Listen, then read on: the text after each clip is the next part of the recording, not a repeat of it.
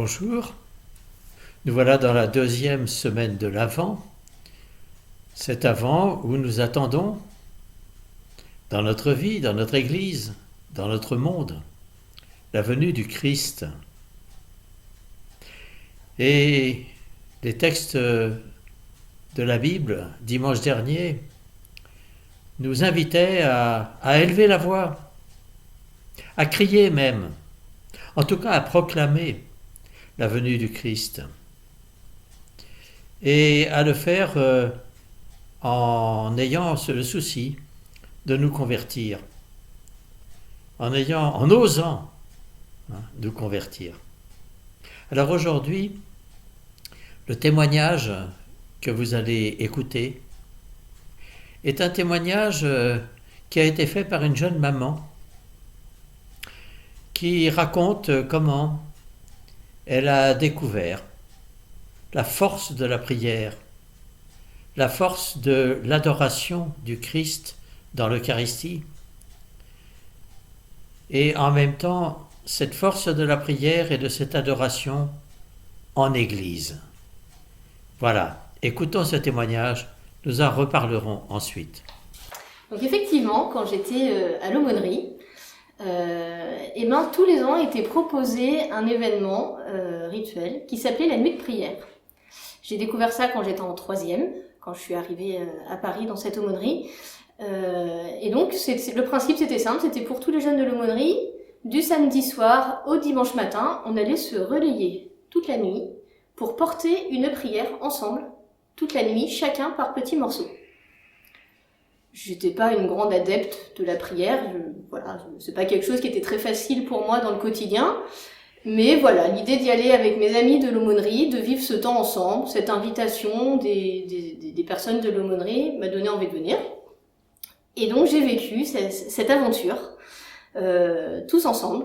Donc il y avait un grand tableau qui prenait chaque horaire de la nuit, et puis on avait pour tâche de se répartir.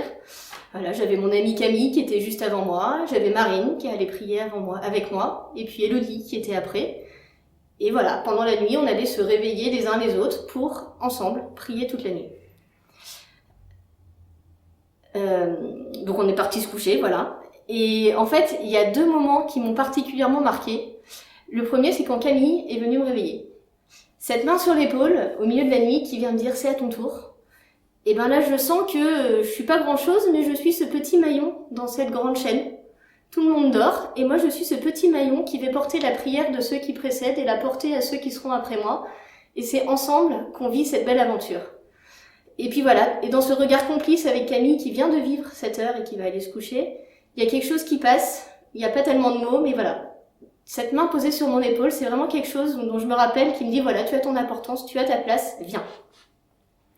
Et la deuxième chose qui m'a le plus marquée, je vous disais, je suis venue parce que j'avais mes amis et c'était sympa, mais ça me fait un peu l'effet d'un anniversaire surprise. Tu viens pour faire plaisir à quelqu'un et tu découvres qu'en fait le cadeau il est pour toi, que c'est ton anniversaire. C'était pas mon anniversaire, mais en fait je descends pour aller à l'oratoire et là j'ai été marquée par le silence. C'était le cœur de la nuit. Tout était arrêté, il n'y avait pas de bruit, pas de conversation. L'aumônerie, d'habitude, vous connaissez, hein, il y a de l'ambiance. Là, c'était calme, pas un bruit. Je rentre dans l'oratoire, et là, je découvre le Saint-Sacrement. Et je vois que Dieu est là, qui m'attend. Il est présent, il m'attend. La vie est comme arrêtée, et lui, il est là. Et ça me fait penser un peu à ce corps qui bouge toute la journée, et en fait, imperceptiblement, de manière très discrète et permanente, t'as ton cœur qui bat. Et bien c'est pareil. Dieu, que tu t'agites, que tu dormes, quel que soit comment tu es, il est là présent. Et donc quand je suis arrivée dans ce silence de la nuit et que j'ai découvert le Saint-Sacrement, c'est vraiment cette révélation qui m'a été faite. Dieu qui est là, présent pour moi, et qui m'attend. Et au cœur de la nuit, tout est posé, tous les rires, toutes les tracas, il reste le principal, l'essence même, c'est Dieu, c'est moi, et c'est mon cœur à cœur avec lui. Et c'est vraiment ce moment fort que j'ai découvert et qui a été ce cadeau de cette nuit de prière. Alors au début, quand on s'inscrivait, c'était pour 1 heure. Donc 1 heure à 2 heures du matin, je me disais, mais qu'est-ce que je vais bien pouvoir faire? Ça va être long, je vais m'ennuyer. Donc il y a des choses qui étaient préparées, des textes, on avait de quoi écrire.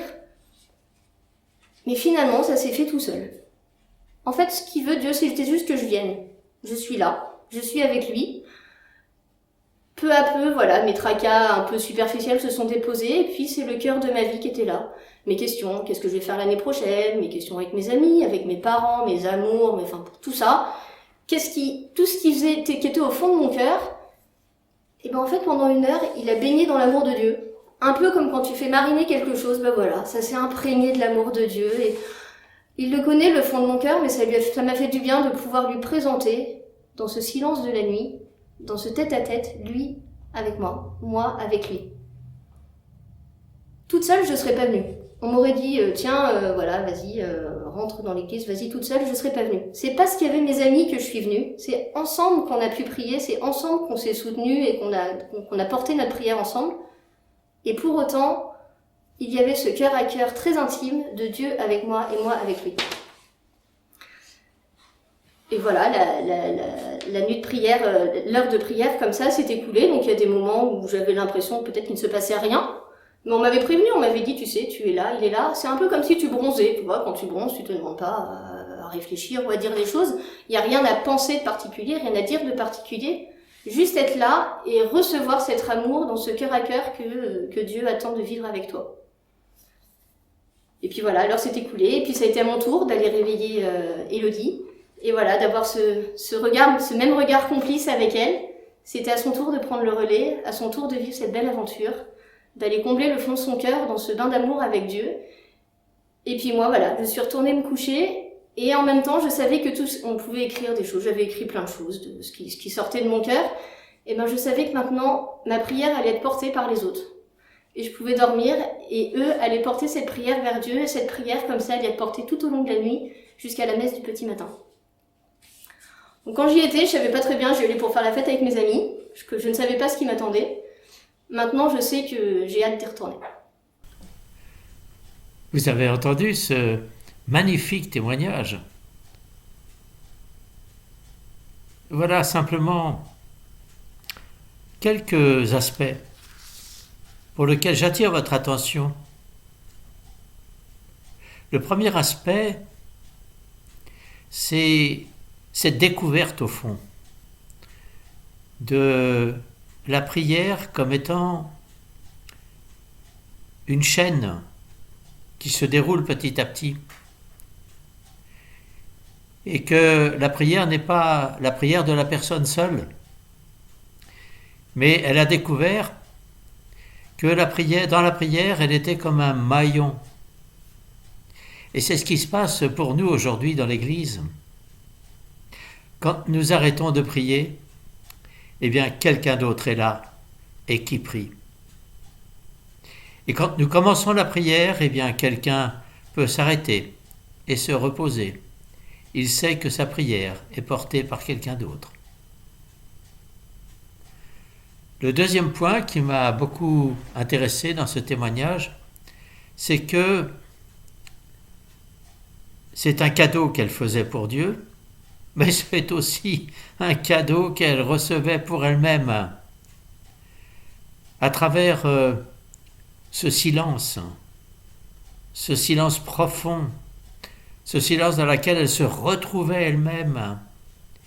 Vous savez, ce silence dans lequel elle découvre que Dieu l'attendait, et elle prend une comparaison. Cela me fait penser à mon corps qui bouge toute la journée, mais heureusement qu'il y a mon cœur qui bat sans y penser. Ainsi en est-il de la présence de Dieu dans nos vies.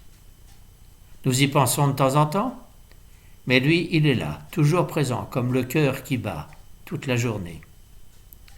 Et puis la troisième chose sur laquelle j'attire votre attention, c'est que elle pensait que ce serait très dur de rester 1 heure ou 1 heure et demie à prier. Et en fait, elle s'est aperçue que cela s'est fait tout seul. Dieu veut simplement que je sois là avec lui. Tout simplement. Comme ce désir de me baigner dans son amour. Elle emploie le terme même de bronzer ce cœur à cœur très intime avec Dieu et de Dieu avec elle. Alors je vous invite, si vous en avez le temps, à réécouter ce témoignage et à goûter ce qu'elle voulait vous dire.